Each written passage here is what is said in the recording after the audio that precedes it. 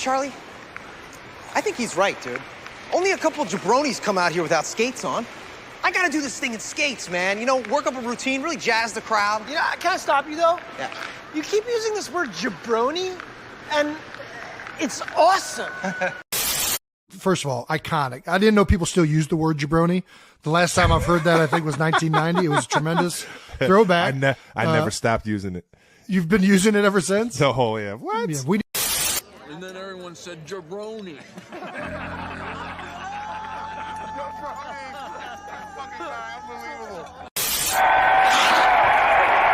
What is that? The future of radio, you jabronis. Cool Jabronis. word. Hey, jaBROni, show some class. She's right, Andy. You're being a jaBROni. jaBROni, JABRONI, XYZ, ABC. Oh, it doesn't matter how you spell jaBROni. We don't believe you jabronis. Nah. We don't believe you jabronis. Nah. We don't believe you jabronis. I get it lit like a... What's going on, everybody? Happy Sunday. Welcome to the jaBROnis. I am Topher McCann, joined as always, Mr. Mike Butler. You. Top of the afternoon to you on this beautiful, rainy weekend here in Philadelphia. Very, very, very gloomy. Yeah. Gloomy. I can hear it all on the outside. It sounds nasty, but we're back another week. And this is one of those, sometimes we go on, it became a regular about a year and a half ago where we would have releases in WWE and we would have like hop right on and talk about it, but it kind of settle a little bit. Well, those releases were kind of different. I mean, there were some big names in some of those COVID releases and stuff, you know. This, not saying anybody's not a big name. You're all bigger than, your names are bigger than mine. I'm just a guy. But I'm just saying.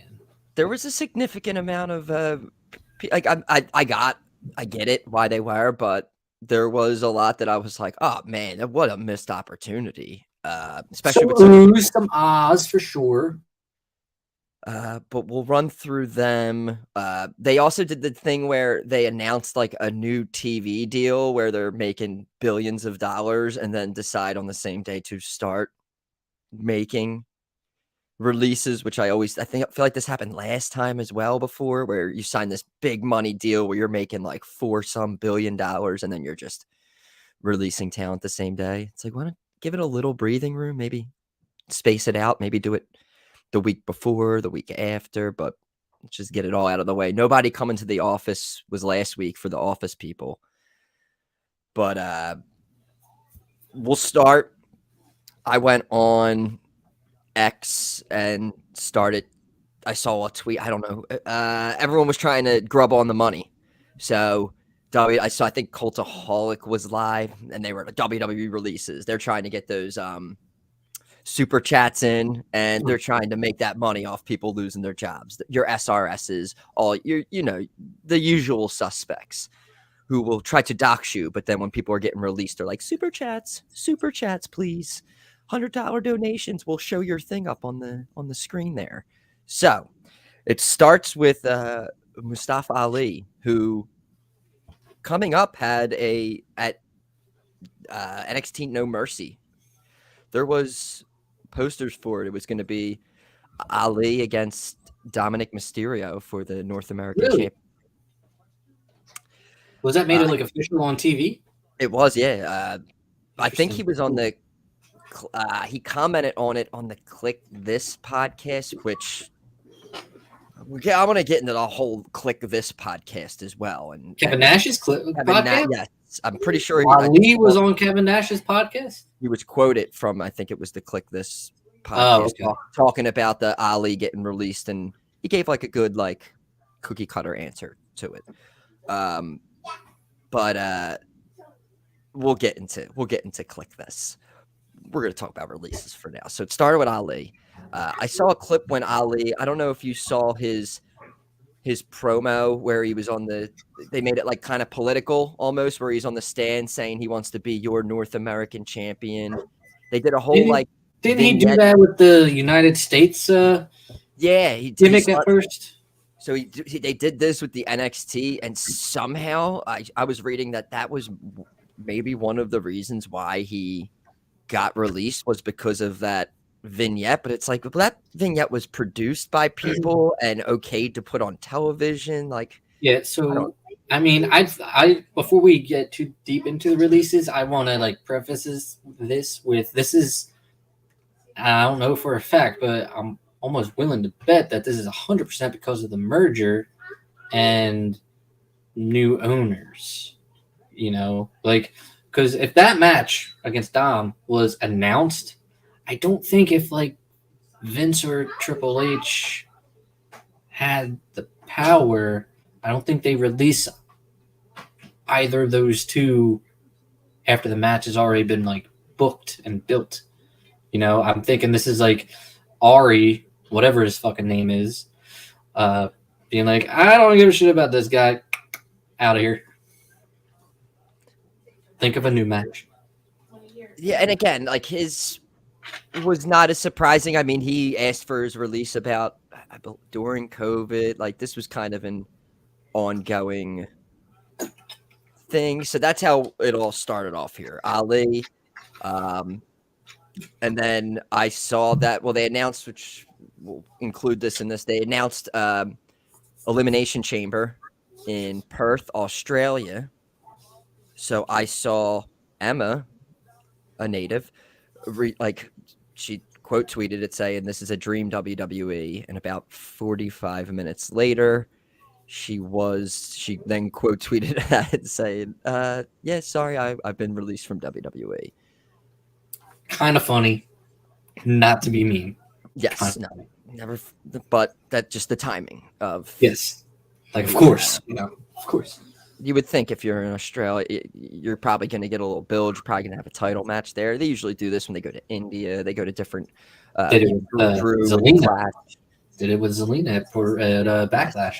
Sami Zayn and you know, so they do this. So then once I heard that, I was like, oh no, hold on a second. If she's gone, he's dating Madcap. What are we doing here? It was almost written on the wall. So yeah, I mean, he had his run with Corbin's lackey. And then we got Riddick Moss gone. Andre the Giant, another Andre the Giant Memorial Battle Royal winner, biting the dust. Yes. So I mean, again, not surprised by that. They really didn't have much with him after the split with Corbin. Corbin went on to, he's working in NXT now. He's got a new theme in NXT. So, I mean, and again, they're bringing all these talent. Becky Lynch is down there. Dominic, Rhea. So, I mean, they're incorporating NXT to be a main brand. That's fine. I'm gonna put these guys together. Our guitarist, the guitarist of WWE, Rick Boogs and Elias. Both gone. Both gone, huh? I missed Rick Boogs. Rick Boogs, he said something about a backstage political party he thinks is the reason. He put a video out on YouTube saying that, and he'll get into more of that later, but not maybe after 90 days. I don't know if he can't. But on his side, that's what he said. A backstage political party is the reason why he was released. Again, this guy... Wonder what that means. Snickers, and there was one other ad that he was on. Was he in a Slim Jim? He feels like I feel like he's a perfect Slim Jim guy. He was like, I definitely know LA Knight was on that, but I know he was doing. Yeah, there was multiple people in there. Bianca Belair was on. Yeah. So that was a little. I mean, he was injured, came back. He was doing the thing with Nakamura before. But yeah, I mean, and then Elias. I mean. What another missed opportunity with Elias. I was always a fan when he was even the Drifter and he was coming out on Raw, walking through the crowd in the background slowly. He was our original White Rabbit. He was like walking in the background. We're like, oh my God, that's that dude from NXT. But this man had big moments. I mean, he had two big moments with Cena at WrestleMania, I believe back-to-back years. I was at both of those both of the WrestleManias. 34, he was there, and Cena was supposed to have that match with The Undertaker, and Elias came out. He ended up taking care of Elias, and then Matt Taker came out and squashed Cena. Following year in Jersey at 35, the Doctor of Thugonomics comes back and does a whole thing with Elias. I mean, the guy was in a pretty high position, getting a significant amount of time at WrestleMania with back-to-back years, Cena, Undertaker, the next year, Cena again. Not to mention, he probably is responsible for one of the biggest heat-getting moments of Monday Night Raw history. Do you remember that? Seattle with Kevin Owens? Yes. And the Supersonic bit, that was like the best thing I witnessed. Probably the biggest heat-getting moment since Dominic Mysterio graced our presence. They did not like that. On top of him, during WrestleMania 34, he played like a sold-out show. He had a #1 album on iTunes, right? Like crazy. So, definitely the most accomplished. I don't want to say I forgot about the other guy. Yeah, there's a so we got the boy. All right, long-term guys. Although there could be an argument. How about Top Dollar? I'm still baffled by this, only because Ashanti and B-Fab, not Bad Bunny, B-Fab did not follow. No, they actually worked the dark segment match, I believe, at SmackDown on Friday. So we got Hit Row still going. It's just a two-person. Maybe this is like a build for the, or either it's gonna do something with Adonis, or the decision makers at TKO where they just doesn't know he exists and just kind of flew under the radar, which could happen. Yeah, I not to say no, but Top Dollar was kind of like the one out of the group after the first time they all were dispersed. Like he was the only he was he was on that Buried Treasure show or something on 80. Yeah, like he was the more relevant one out of. Not that I'm saying that other people deserve, but I felt like he was more of a. Does a lot of good stuff in the community. He always has this drive that he does every year to help people in his. I don't know. He does see like we always just kind of give Hit Row a little nonsense just because they're positioned on the card or whatever. But I mean, we're not like going at these people like as they are as human beings. Like, I mean, again, talking about all of this, you hate to talk about people losing their jobs. It's just that they're not human beings. They're our toys. And yeah, the people who say like, I'll go out and say, oh, this person should, and oh, they should be like Caleb Braxton was going at people because like people are celebrating people losing their jobs. It's not. I can't say anything on that regard because I've been saying that Hit Row shouldn't be on TV at all. So I mean, we kind of did say when there was going to be more releases that they would probably be. And again, it's positioning. It was reported by someone who was a top star at the company that the people who got released like really had no shot at all because they just hit like a spot on the card and they just said it's like a circle where you just can't get out of that circle, and they're just not, because you can just see it's like Judgment, like on Raw, it's like a bunch of Judgment Day stuff. On SmackDown for the longest time, it's a bunch of Bloodline stuff. So yeah, well, they could also, ixnay, and I love the Judgment Day. They could ixnay a segment, maybe, but then again, Judgment Day is like the best thing going on Raw. So, and then we have two long timers. One was cut before and came back. but he's been there for a very long time overall. Shelton Benjamin, which I don't know, a little surprising. Just kind of thought maybe because I don't think that Cedric Alexander didn't think he's still.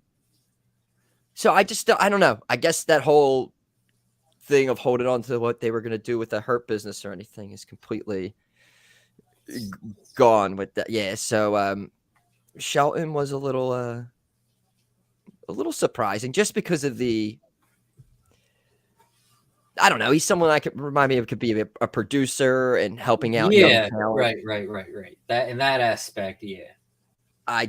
When people like Nick Aldis is with the company now from NWA and he's like working as a producer and he was the NWA champion for the longest time. I didn't even know that. Like, how do you not get at least ask this guy, like, yo, maybe they did. I don't know. Like, hey, you want to like wrestle for a little bit? Like, bring in Mickey James too. Let's go. Then this one, kind of one of the bigger names. Well, two more. Dolph Ziggler, which again, I mean, like he's been popping up on Being the Elite and recorded by his brother on there and like not blurred out or anything. And Dolph's literally saying it in the thing, like, just keep it. No one. So he could be someone. He doesn't need. He's one of those guys that, like, you know, you hate to see go, but also like doesn't need to be there either. No. Like he really doesn't. He will be an excellent hand, and I was like, when Ziggler was hot, I was all about Ziggler. Like I thought he was so underutilized, underappreciated. Another word that starts with under that I don't even know. I think he's one of the guys I thought that he could probably they could run with him. Is that true? I don't know, but I thought it was possible. I know Randy Orton got the best Money in the Bank cash in is the best. We're on different sides of the fence on that one. Did he grab the title and? No, but his was unexpected. Yeah, that was really cool.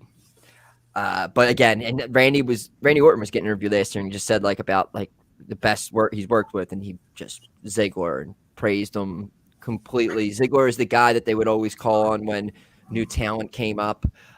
He's the guy that could go on first, in the middle, or to the main event, and would always put on a great match regardless. So yeah, but it was just seemed like he kind of just was in there, would re-sign contracts, get to do his comedy stuff that he wanted to do, and when called upon, when needed, he would be there. So I could see him showing up in AEW, definitely doing something. 100%.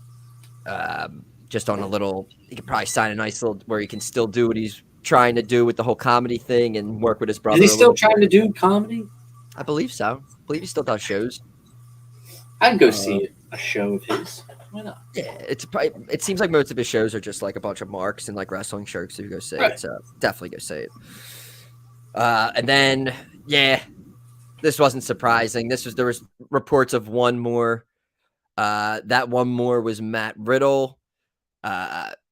With the new deal, Riddle's history with UFC, just more recently with the rehab stints and the hanging with porn stars. Again, there's nothing wrong with that, but you kind of could see the writing on the wall. There was reports months ago that he would never like be holding like a main title, and so it really, man, I need to get back into the dirt sheets a little bit. I don't know. This was surprising to me. More of like he wouldn't be like a WWE champion where he would be the guy, just because of all the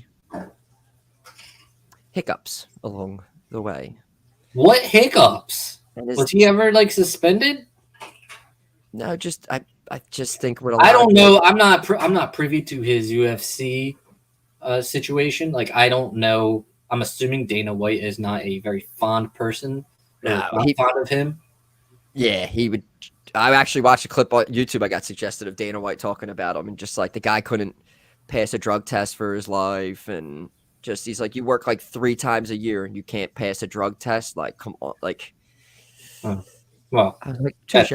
Touche. I was like, he's right. Yeah, they signed like 3 fight contracts for the year. But do you think? Do you think this is like? So do you think that's like that?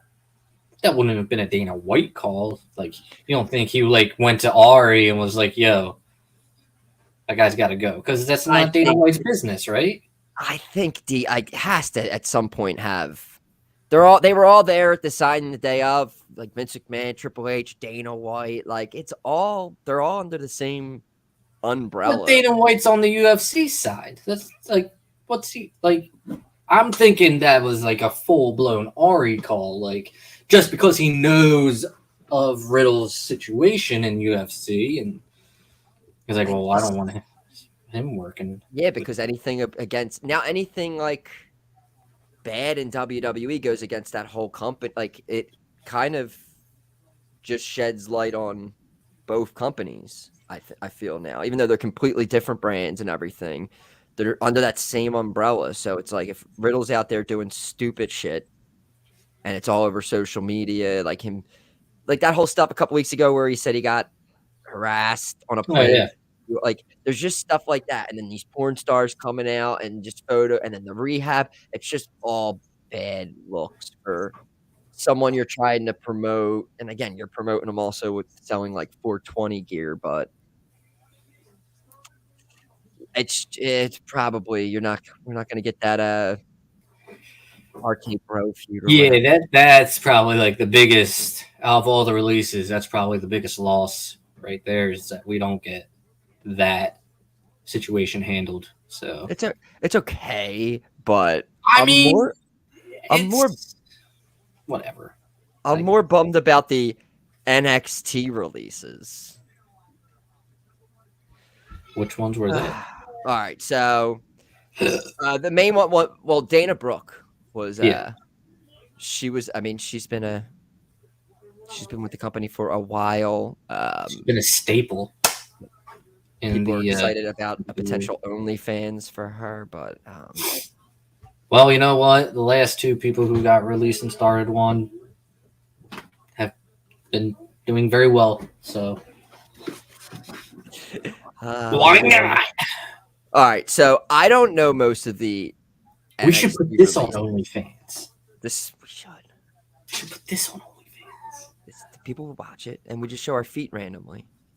People like feet now too. It's like becoming a real thing. Dude, people like farts in jars. All right, like that's. Yeah, I just don't get how you would pay and people make a lot of money off of just paying money to see pictures of girls' feet. Amen. I ain't gonna knock it until I try it, but I'm not gonna try it. So. Yeah, I can't. It does not. I'm not gonna knock it. Yeah, right. Whatever floats your boat. There was that weird dude, Quincy Elliott, who was like very flamboyant and wore glasses or whatever, and he's like a husky, bigger. Yes. Bigger, unfortunately, he was released. I'm going to go through the names here on this list that I just don't really know or pay attention. Bryson Montana, Ulyssa Leon, Daniel McCarthy. No. I'm sorry. Daniel MacArthur, Kevin Ventura Cortez, Alexis Gray, Brooklyn Barlow, Ike Manjiro. Now, good job with those names. The ones I do know. Dabakato. Of course. Commander Aziz. Yes. Yo, Shanky. No. Is it just because they just got done their show in India? Probably. Wait, does that mean Jinder? Is Jinder gone? No. We didn't hinder Jinder? Indashir, which is, I think it was Shanky, the other guy, and Jinder. Veer. Wasn't it? No, it was Veer, wasn't it? Was it Veer and Shanky? Yeah. No, it wasn't Veer and Shanky. It was Veer and somebody else. And then Jinder was manager. Shanky, I don't know what Shanky's been doing. Shanky literally on the main roster just did the dancing thing for a while, which was fantastic. Well, yeah, I know that. I was a huge fan of Shanky trying to dance. He's no longer with us. All right, they do it every single time. They do this stupid gimmick, which is great. These people get released. Masay, Mansoor, both released. They've been on their Twitch channel a lot this week, posting videos of stuff that they were pitching after Maximum Male Models kind of fell through. Mansoor, whatever. He had a cool video that he posted when he was released with his son, and he did like a little like. Did you see it at all? Nope. It was pretty good. He was holding his son. Then he like dropped down and came back up, kind of just showing that he wasn't like, he was very upbeat and doing like jokes and stuff, like kind of how, kind of like I don't know. It was very like, it was very funny. It was very saying that he will be out and doing things once the time is up. But I was a huge fan of, especially Mansoor. Ever since, I mean, he debuted in that Greatest Royal Rumble years ago. He had that contract where he can't lose on TV with due to a contract with Saudi Arabia. So that's why he was never on NXT TV, because he couldn't even be there to lose. Like he had to be. Hold on. Run this by me again. So he wasn't allowed to lose on WWE any TV. show. On any show. I don't know. WWE, NXT. It seems because of the deal with Saudi Arabia. So, and then WWE was thinking, we just won't put him on TV. Yeah, we'll just do like kind of what they were doing. Got to put them in a group then, because and then if they have matches, you're assuming that he's not taking the pin, so then they can lose in that sense. I'm assuming. I don't know what the actual contract says, but I'm assuming that maybe he just doesn't take the pin, or I don't know. Saudi probably thinks like he don't want them losing at all, or him losing at all. Look, that's a fucking wild ass stipulation to have in your contract. It's wild as shit to even accept that term. I mean, I guess, if you're gonna, that's like that's probably the worst thing that could have happened to Mansoor, is to have that stipulation. Did he win that? Did he win that Royal Rumble? No, wasn't that Braun Strowman? Braun Strowman won that. It was the greatest. That's what it was. The greatest Royal Rumble. Yes, and he beat, but like Mansoor, however you want to put it, he beat Cesaro at one of those shows. That was it, really. I mean, he's probably done other things, but and then that's such a wild contract thing. Dio Madden, right? So that was Massey, right? Madden. So he was what was he in Retribution? Mace. Mace. Oh yeah, because Massey. Mace. But yeah, I mean, he went around. I mean, he got F5. He got beat up by Brock Lesnar when he was doing commentary for a while years ago. Was in the Retribution thing. Yeah, I don't know. I was just a big, again, I'm a sucker for that gimmick, and I thought they were very funny and entertaining. The Breezango void in our hearts, even just a little bit, but now it is reopened. I think there's always room for that comedy tag team, and it's like, are you not allowed to have more than one because of Pretty Deadly? Like, I think about like that. It's like, oh, can you not do this because it's similar to Pretty Deadly? But it's like when you were starting the male model thing, you already knew that Pretty Deadly was a thing. So I don't know. And again, like I like Pretty Deadly. I thought some of their like comeback vignettes are funny. They're stupid, but I definitely prefer the maximum male model thing. But I guess they completely ruined that with, apparently Vince McMahon hated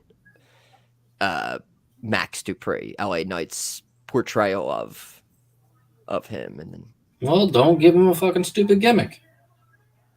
Exactly. Not that it was stupid. We love Max Dupree, but Dupree. LA Knight was so much better. Unfortunately, they were all of the releases, and we'll see. Everyone's got a 90-day clauses, so we'll see if You looking forward to anyone, in particular branching out? I like, yeah, probably. Are you gonna like look? Do you look at any of these guys, and when they show up, if they show up on AEW TV, you're gonna be like, "Oh, Roy." I don't know about that. Some I still hold on that I hope that some of these people may get rehired by WWE in like 2 or 3 months somehow. Wouldn't surprise me.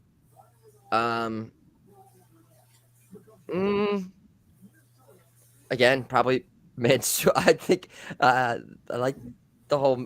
No, not on other TV shows because the other TV shows aren't doing that great of storyline or telling stories that I would be interested in. Ask me in 90 days, maybe, but I'll be interested to see if they do stuff like I always like how people try to reinvent themselves on like Twitter and whatnot. So like Mansoor, just the video that he made when he got released, you have to check it out.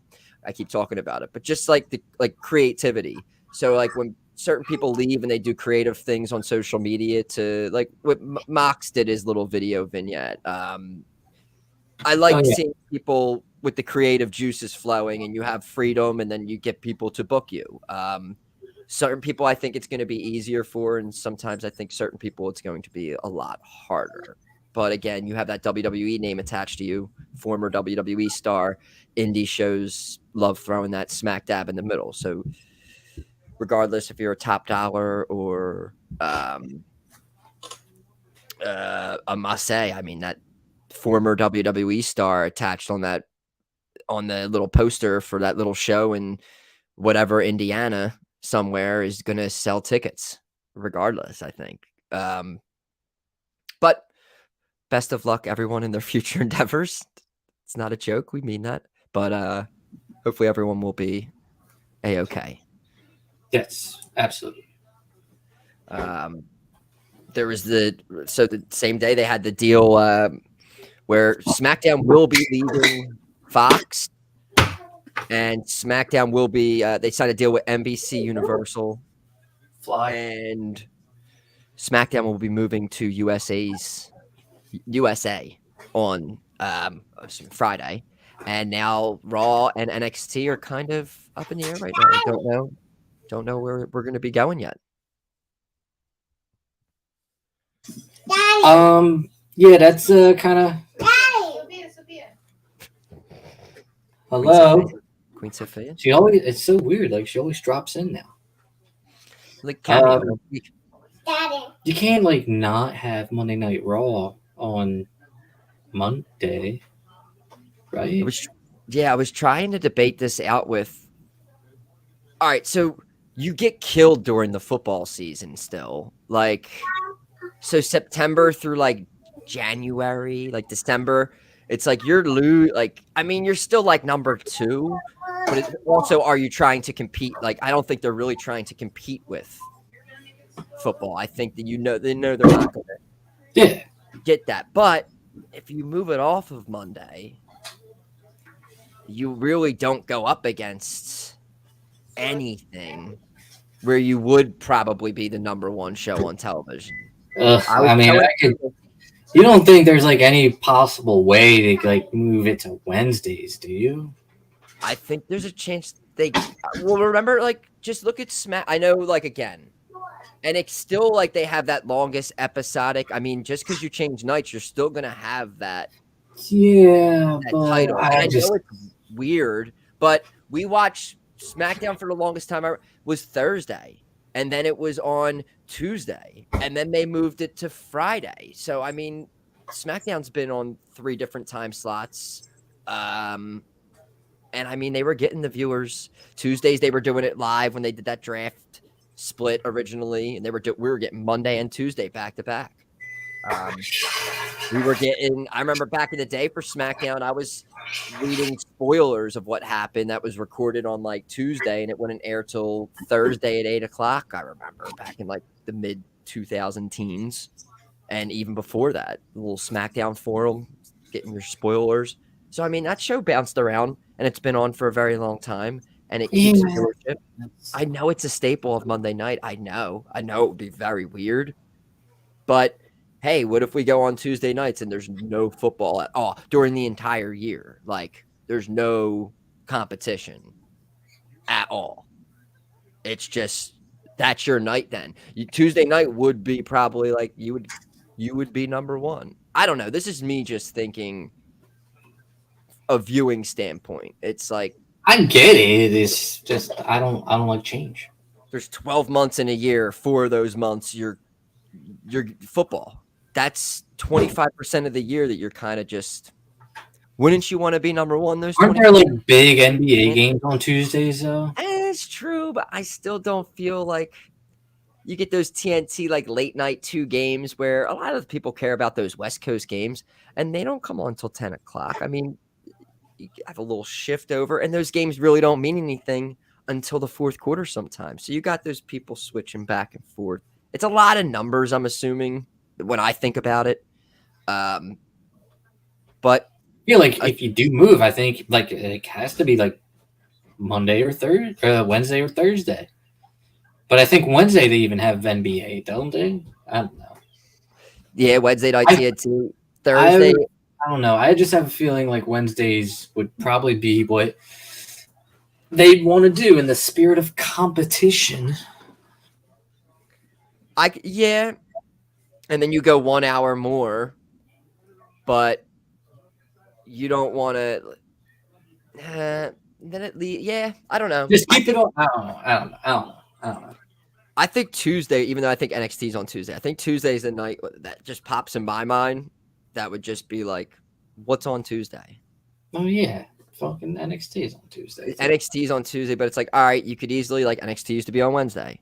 NXT can go on Thursday. Like there's ways around it. It'll be interesting to see what they do. But SmackDown October 2024 will be moving to USA. So we'll see what's next for Raw and NXT, and you got streaming platforms or whatnot. I mean, yeah, we're all gonna end up on streaming platforms anyway in 5 years. So what's the difference? There's more news about Vince McMahon with the SEC filing, where he could be out. Yeah, he could be on the way out soon. Could be on his way out again with the whole. And again, I always thought when they kind of forced him out the first time with this merger and a new company, I kind of thought it was weird. Like people acting like all these allegations just aren't a thing. Like there's still a lot of stuff out there. So there's a chance that we could be getting more Vince McMahon news this week because there's more just things coming out. Another big SmackDown last night. Did you notice anybody missing? Well, last night was Saturday. I'm so used to doing so a lot of them were missing. Yeah. So yeah, they were all missing. On Friday, SmackDown, there was someone who's missing.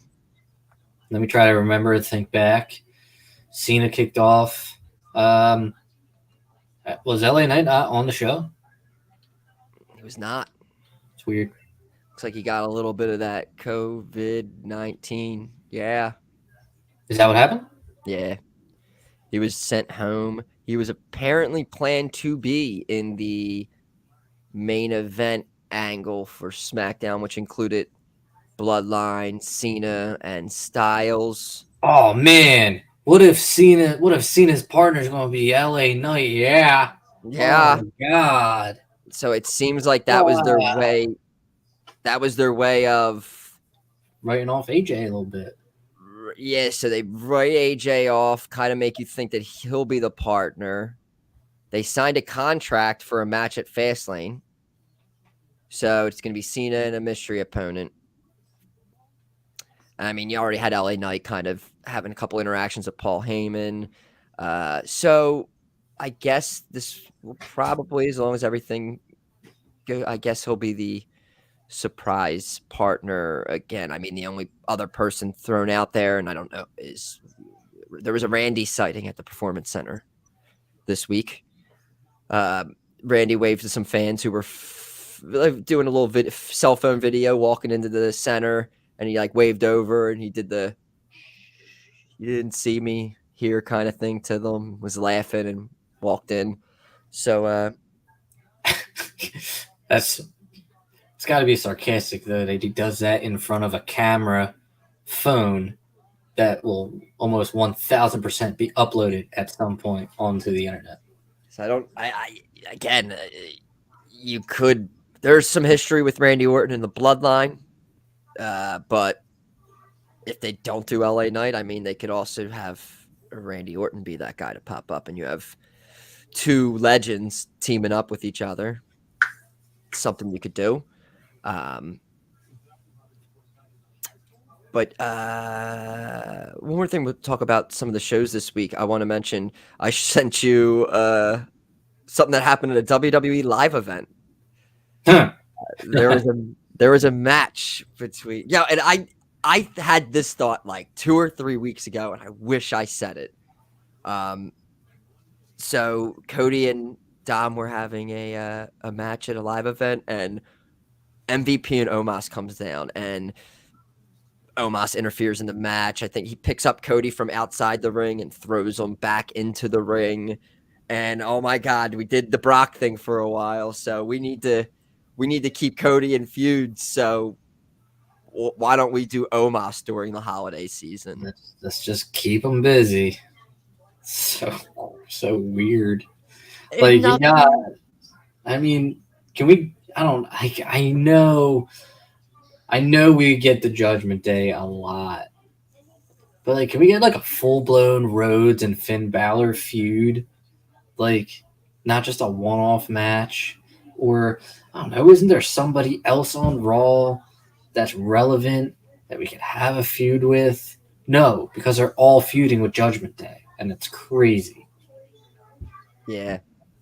Everyone is feuded with Judgment Day.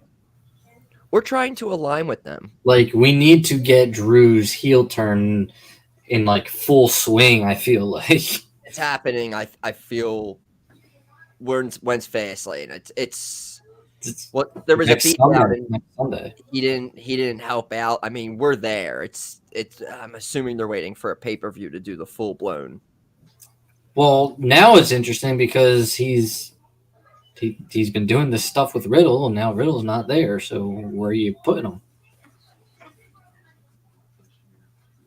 Yeah, he was kind of like, I guess that's what his term was probably going to be. That was 100% what it was going to be.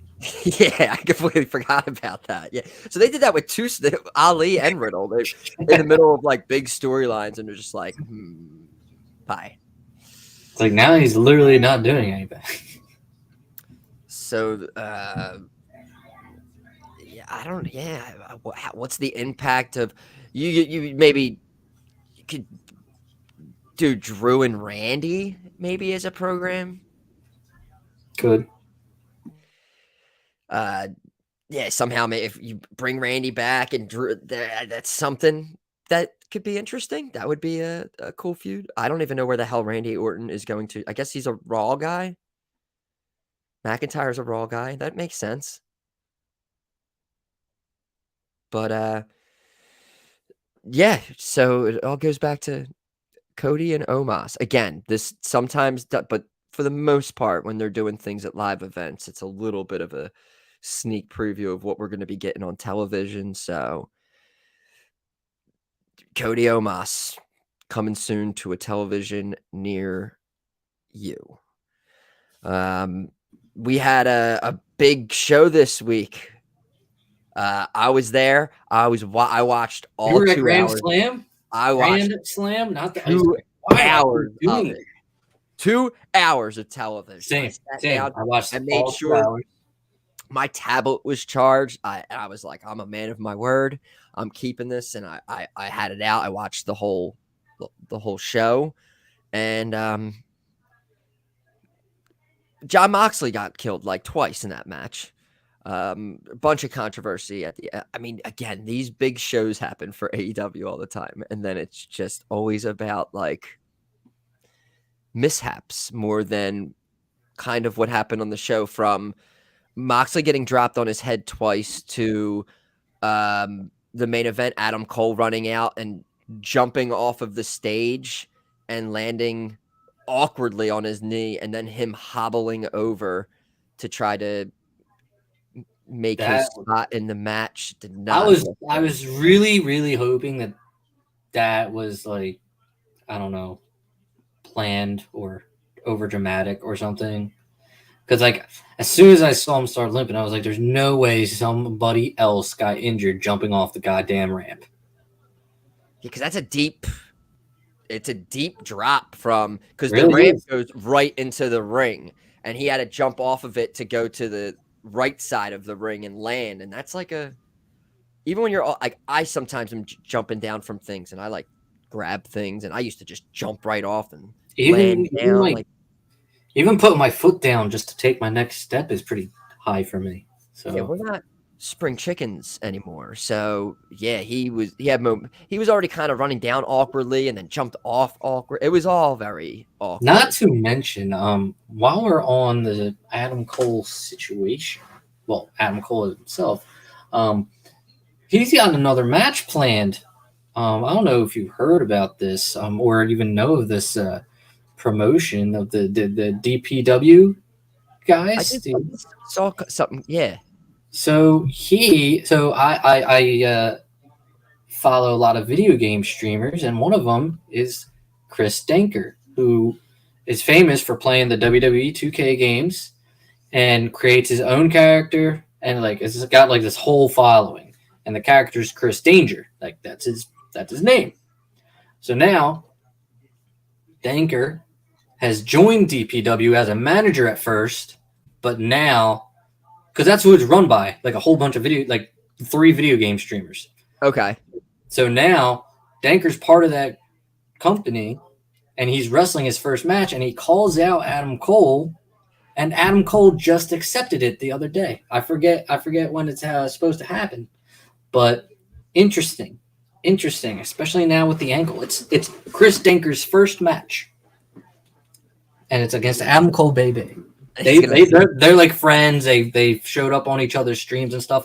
It was really cool to see. Like, holy crap! I've been following this guy for like almost 10 years, and seeing him get his like first match against Adam fucking Cole is pretty fucking nuts. It's gonna be his first match, and he's gonna have to carry Adam Cole through. Like, debut match. I gotta carry fucking Adam Cole, baby, throw it, of course. No big deal. I'll call the spots. You just keep hush. Don't you worry. I got you, AC.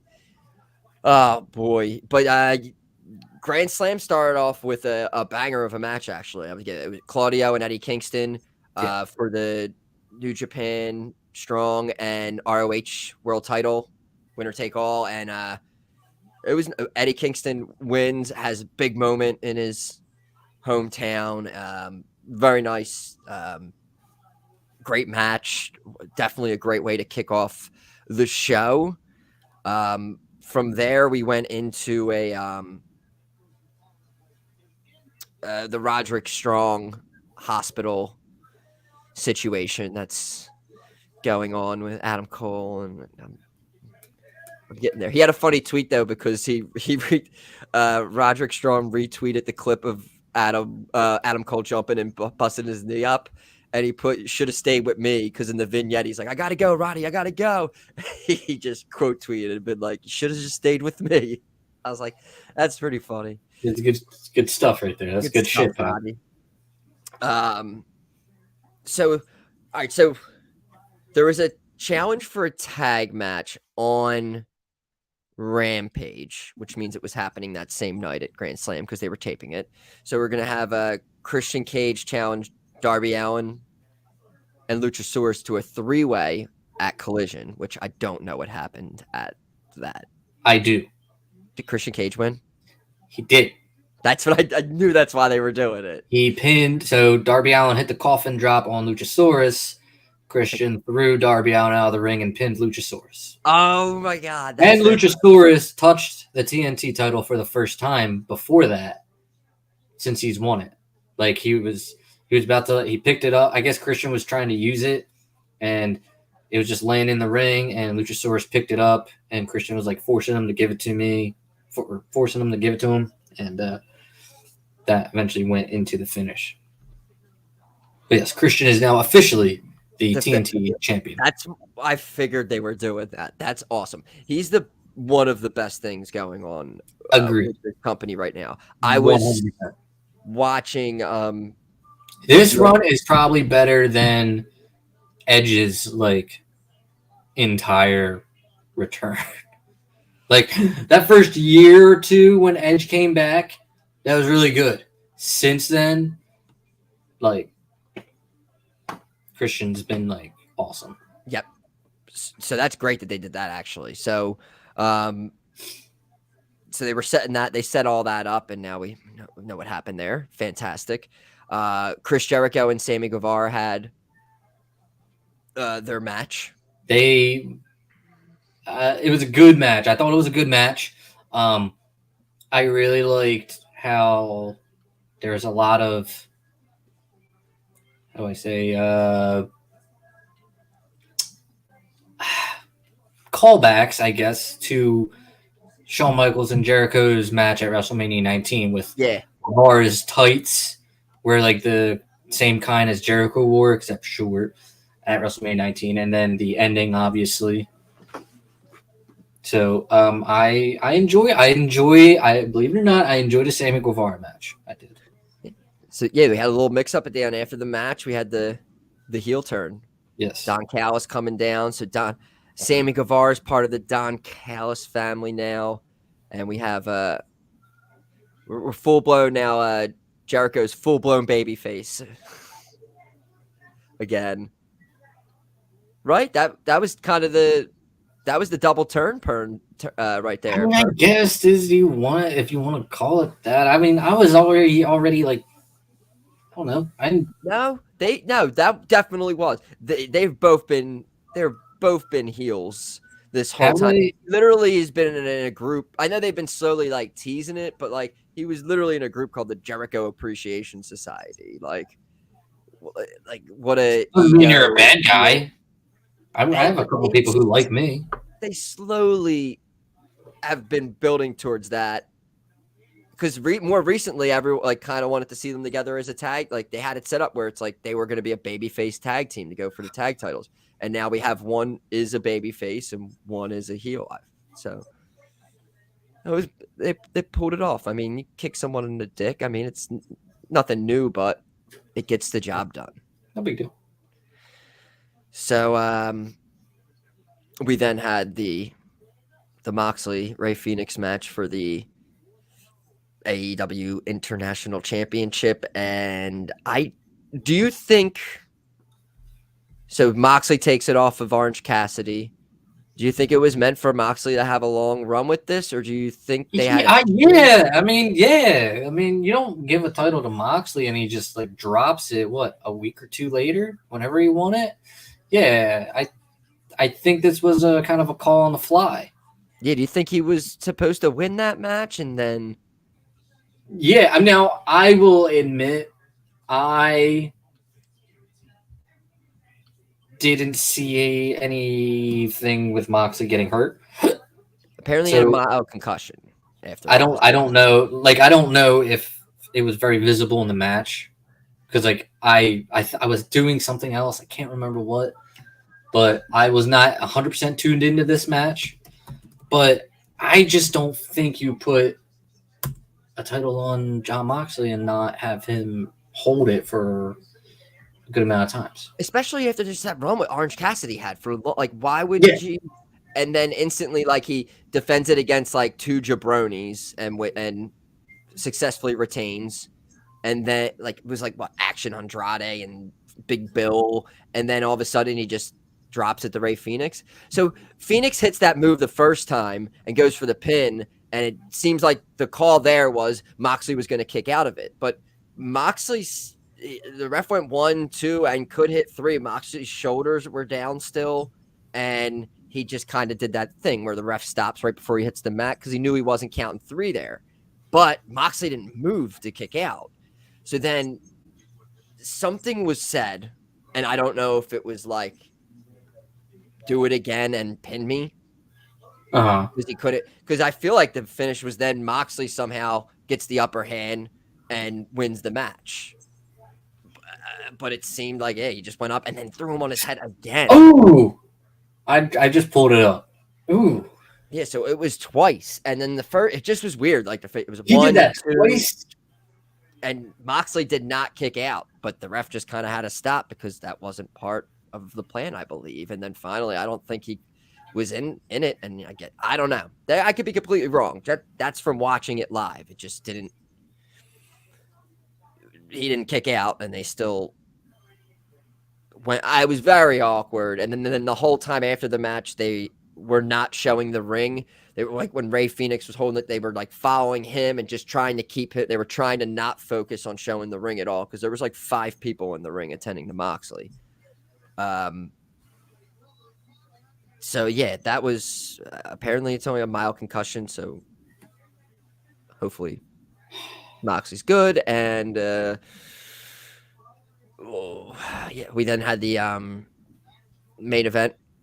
MJF and Samoa Joe, and what did you think of the MJF the video packaged going off of the Bret Hart thing? Oh my, it was fantastic. Like shot for shot, like it was like, and these are the things like this is why I hold this company like shit on them a lot because I hold them to such a high standard because they can do things like this that are great, like so good. And they've done so many good things with the MJF Cole storyline. Like it's there and it's just like, but it was perfect. They so good. It was so fucking funny. And it's crazy how this dude is like a baby face, but can still get away with that fucking shit. Oh my God. It was hilarious. I am so happy it happened. What were your thoughts on the match? We saw MJF retain due to some shenanigans that he kept throwing out there from trying to use the dynamite ring to finally using, was it like a piece of rope? Yeah, I think it was like piece of his wrist tape or something. Yeah, so it chokes Samoa Joe out. There was a throwback to where he did this before and hit it underneath his arm and had the hand raised and it dropped down and the ref saw it. This time around, same thing happens. It drops down, but he grabs the ref and starts hugging him and tells Cole to go grab it and pull it out of the ring. So he wins by cheating. But Samoa Joe shakes his hand. That I thought was weird. I don't know. I'm not shaking the guy's hand after he fucking cheats to win. Same, but I was just trying to think like he was like, all right, he knew that, like, you got me here. But yeah, it's the same. It reminded me almost of like Triple H and Sting at WrestleMania 31. Just like, why would you shake his hand? He just used a sledgehammer. It doesn't make any.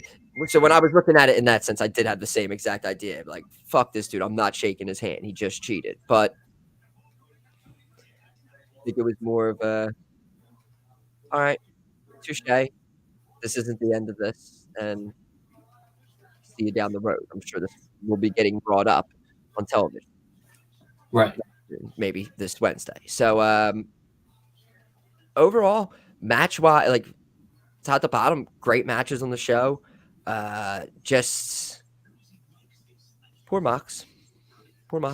Yeah, you hope, he fucking, I don't know. He's not going to, but I was going to say, like, slow down or be safer. And it was just very interesting with I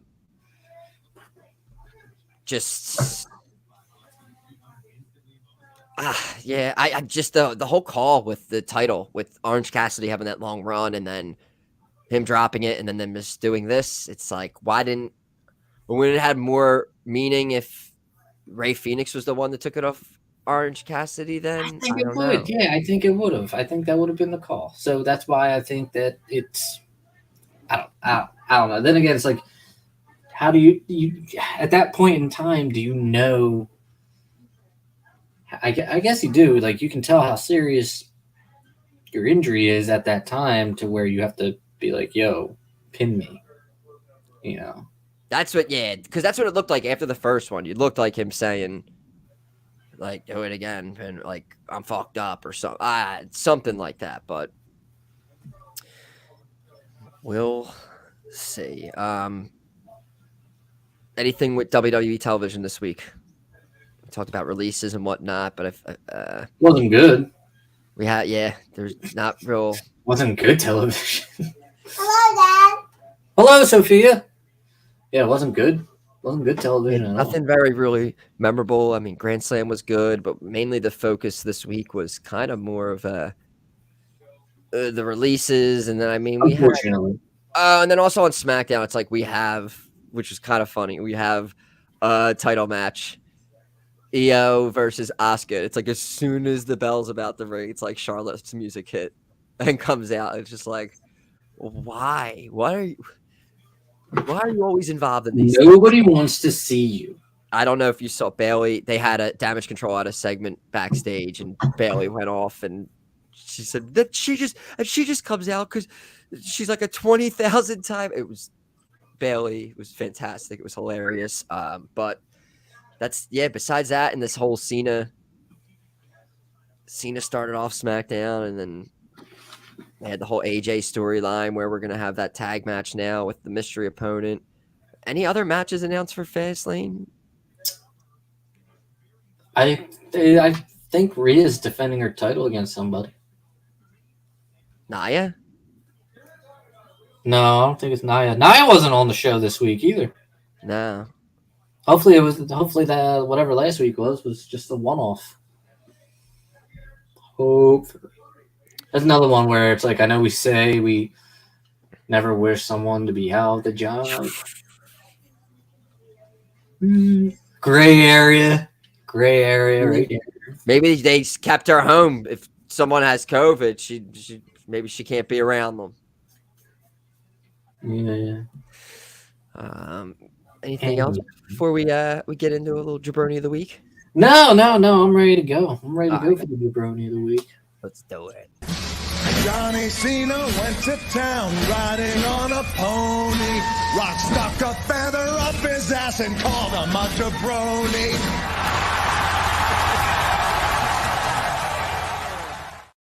So many choices this week. A lot of choices. So many choices this week. A lot of choices. Do you want to start it off? You want me to? I'll start it off. Look, a lot of choices, but I just got mine about an hour ago. It's funny. Mine, I got about it was about an hour. It was right before we started. Now look,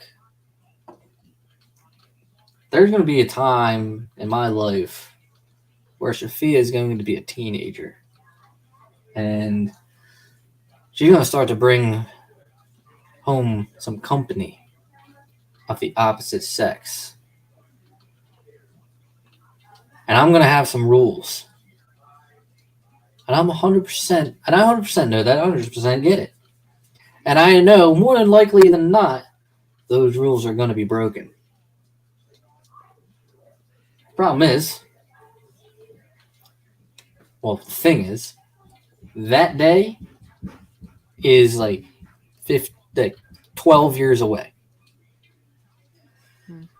However, recently, there has been a situation with someone who I may or may not be related to, someone who may not be the daughter of my brother, who decided to bring home a guest of the opposite sex, who decided to start fucking funny business under my brother's roof. And in this day and age, back when we were kids, Toph, our parents didn't survey the house with cameras or anything like that. Yeah, we didn't have that technology. We didn't have that technology. We were able to get away with murder practically. And you know, well, we've all done it. We've all taken, you know, liberties in our parents' house with the female folk. In our case, the female folk. Shout out. I don't know why I did this, but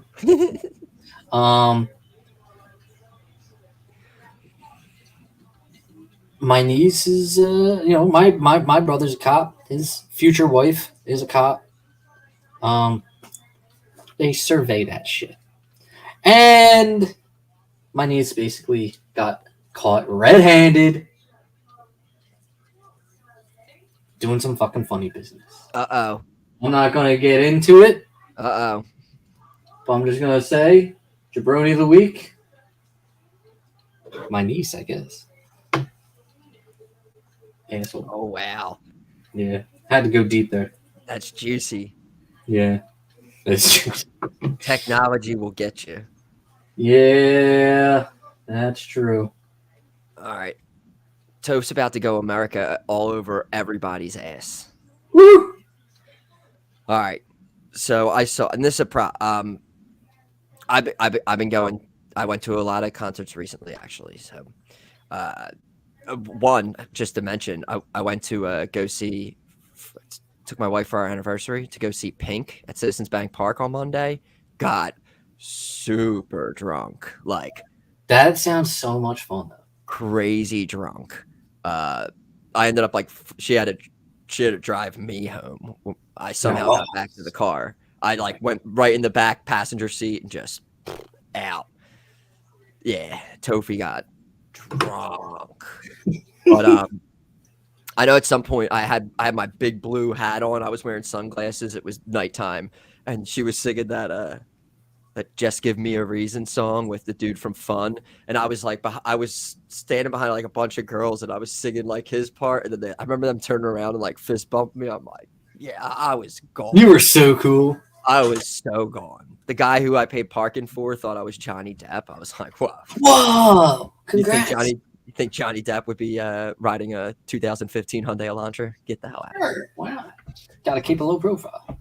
So the whole concert, so went to the concert, got super banged up. But this all comes from the fees with tickets all the time. You just bought WrestleMania tickets too. The fees are crazy. It's something that's been going on for a very long time. But the president of the United States, Joe Biden, tweets, this was yesterday. Concert tickets are hard enough to get. You shouldn't have to pay surprise service fees on top of that. I totally agree. His administration is working to crack down on those junk fees so you know what you're paying for up front. That's great. Like it's a problem. Like concert tickets. But like, have we opened our eyes to what's going on in the world? The least of our problems is us getting butt raped for concert tickets. It's been happening since forever. We are currently like $33 trillion in debt. Our government is slowly falling apart. We're like fighting a war for Russia, but this administration just comes out, which is like, we're gonna help make concert tickets cheaper for the American people, while like mortgages and rents are at an all-time high, and inflation's just killing everything. Prices for everything's jacked up. But this administration's coming out, election year coming up, and again, I'm not for one side or the other. Everyone's an idiot. But when I saw this today, I was just like, really? This is what we're worrying about? We're losing jets that have cost hundreds of millions of dollars. They're disappearing. So I'd have to say with this one, President Biden, he gets the good old jaBROni of the week here from me. Yeah, there's a lot more things going on in this world. We've been getting killed with concert tickets our whole life. We're used to it. It's not going to change. Why don't we stop fighting other people's wars, and why don't we get this whole country out of the trillions of dollars of debts that we're in? Hell yes. We're in debt because we're paying too much for concert ticket fee. That's what you think it is? That's going to fix it? I don't think so. Jabroni of the week, Biden. One of the 4 that are out there. Johnny Cena went to town riding on a pony. Rock stuck a feather up his ass and called him a jabroni.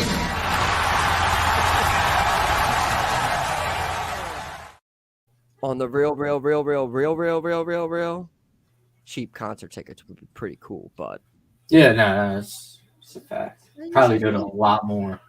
I went on Game Time and got the concert tickets for Pink were like ridiculous. I ended up getting 2 tickets to the concert for like a total of $60-$70 the night before. Very good. That's pretty good. And I've done that. Like I took her to see like Tori Amos last year, and I remember like tickets were like $75 a piece. I got them outside I think it was like the Kimmel Center, or found one of those smaller venues down there, and I paid like $14 a ticket for them. So it's like there's opportunities now where you don't have to use StubHub or absolutely Ticketmaster, all that stuff. I use the Game Time app, and TickPick are 2. And I went to the Phillies game and used the one, and it was pretty easy. We got nice seats. So again, anyway, when do we have our when's this Fast Lane? I think it's next Sunday. I'm not 100% sure, but I think it's next Sunday. Let's see. When is WWE Fast Lane? It's telling me that it's March 21st, 2021. Want it. Why? Why would it tell me when Fastlane was late? It's October 7th. Which is not 2 weeks. 2 weeks. 2 weeks. All right. So we're wrap it up here. We got some football to go watch. Yeah, I'm already not enjoying it though. Oh, great. All episodes of the show are on YouTube. You can go the jaBROnis Pod. Follow us on Twitter, jaBROnis Pod. Stream exclusively on there, and Twitch as well, jaBROnis Pod. And like your Philly jaBROni 1. Yes, I have to. It's time for a change. We need to figure out. There's no Happy Corbin. There's no Madcap Butler anymore. I'm just holding on to this Happy jaBROni thing, and it's time for a change. Enough is enough, and it's time for a change. So we will be researching, we'll be asking around. We need to find a new handle for X. So Happy jaBROni, it's been fun, and you're going to be here for a few more weeks, but we're going to find a new one. I mean, we're going to keep the word jaBROni. We just need to. You could go gay jaBROni. You could if you wanted to. I don't judge. All right, we're working on it. Spotify, iTunes, all podcast. Search jaBROnis. It's all there. I mean, we're slowly getting towards the end of the year, and the end of the year, we're going to have that special award show. It's like we're basically at the halfway point. 4th annual, the jaBROnis. Oh, we're going to be handing them out. That's coming up this holiday, post-holiday season. Yeah,